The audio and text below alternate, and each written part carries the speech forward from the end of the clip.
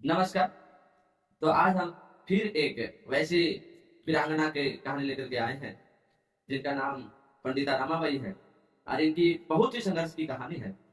मैं उन लड़कियों और महिलाओं को ये कहानी सुनाना चाहता हूँ कि जो हल्की भी किसी की जिंदगी में थोड़ी सी कुछ गड़बड़ियां उत्पन्न होती है तो वो विचलित हो जाती है, तो ना विचलित हो और रमाबाई से कुछ सीखें। ये एग्जाम की दृष्टि से बहुत महत्वपूर्ण है। तो मैं पंडिता रमाबाई के जीवनी पे आता हूँ। सबसे पहले इनका जन्म सन 1858 ईस्वी में एक ब्राह्मण परिवार में हुआ था।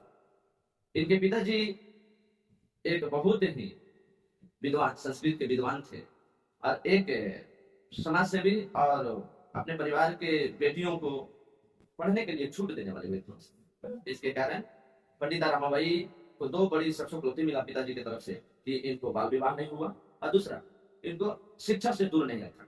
उस जमाने में हम बात कर रहे हैं जबकि स्त्रियों को चारदीवारी के अंदर, खास करके ब्राह्मण परिवार में भी स्त्रियों को चारदीवारी के अंदर रखा जाता था, फता प्रथा था। उस समय इनके पिताजी ने संस्कृत का विद्या दिया, लेकिन इनके पिताजी का साथ ज्यादा दिन तक नहीं मिल पाया और इनके पिताजी की मृत्यु हो गई। इनकी कई बहन का भी मृत्यु हो गया और तब इन्होंने सन 1878 ईस्वी यह अपने भाई के साथ कोलकाता चली गई, कोलकाता मूव कर गई। कोलकाता जाने के बाद वहां कुछ विद्वानों से मिले तो इनकी संस्कृत की शिक्षा को जान करके सभी लोग प्रभावित। सबसे ज्यादा प्रभावित हुए ब्राह्मण समाज के एक सपोर्टर थे जिनका नाम था केशव चंद्र सेन।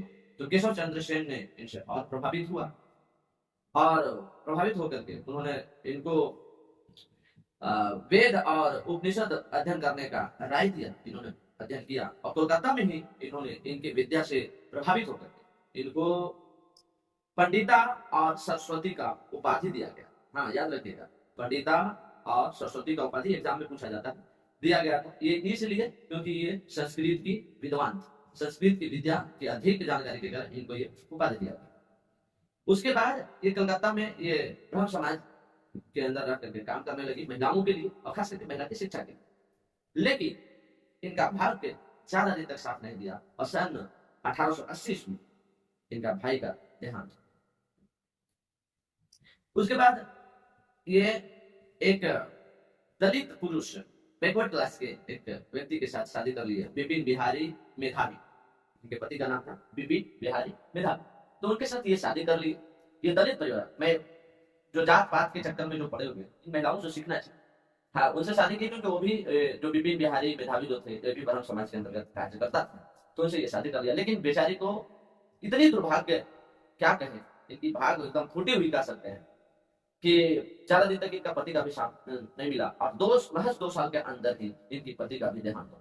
पति के देहांत होने के बाद वह कलकत्ता छोड़ करके पुणे चली गई और पुणे पुणे में इन्होंने विधवाओं के लिए कुछ काम किया, विधवा महिलाओं के लिए और महिला समाज के लिए। इसके लिए ये इंग्लैंड भी गई, 3 साल तक लगभग इंग्लैंड में रही। 1886 में ये यूएसए भी गई। यूएसए में जाकर के इन्होंने कुछ धन इकट्ठा की, वहाँ मिशनरियों से मिल करके, क्रिश्चियन से मिल करके ये अपना ये विधवा समाज की विद्या को लेकर के उत्थान के लिए, महिलाओं को उत्थान के लिए इकट्ठा कर रही थी। धन इकट्ठा करने के बाद ये भारत वापस आई। भारत वापस आने के बाद इन्होंने विधवा महिलाओं के लिए शारदा सदन का स्थापना किया। इसके कारण बहुत सारे उच्च वर्ग के लोग ने इनको रमा, मैरी रमा कहा। मैरी जो है ये टाइटल होता है क्रिश्चियनों का, महिलाओं को मैरी कहा जाता है। तो मैरी इनको इसलिए गुस्सा करके, है ना, कि मैं जिस जमाना में महिला को घर से निकलना नहीं होता था, ये महिलाओं को बाहर निकालने के लिए सिखा रही थी, इसलिए मैरी रमा कहा गया। लेकिन इन्होंने अपना काम छोड़ी नहीं।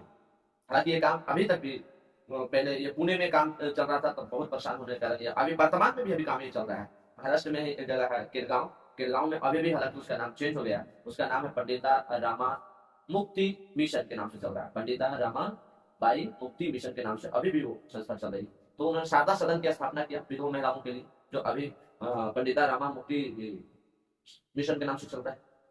इनके द्वारा 4 बुक लिखे। इनके द्वारा 1882 में सबसे पहले बुक लिखा गया जो पूछा जाता है। उस बुक का नाम है आपका, जो हम आपको वीडियो में हम स्क्रीन पे लगा भी देंगे, आप ध्यान दीजिएगा।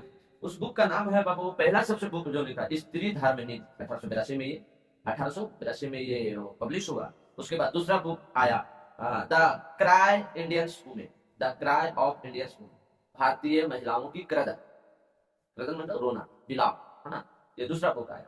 तीसरा बुक इनके द्वारा लिखा गया, जब ये यूएसए गई थी तो वहां ही इन्होंने लिखी the high cast of Hindu, उच्च वर्ग की या उच्च जाति की हिंदू महिला, ये बुक का नाम है ना।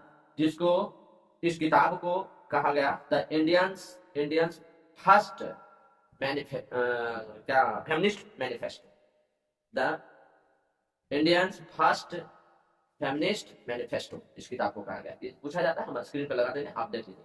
दैट्स आज इतना ही।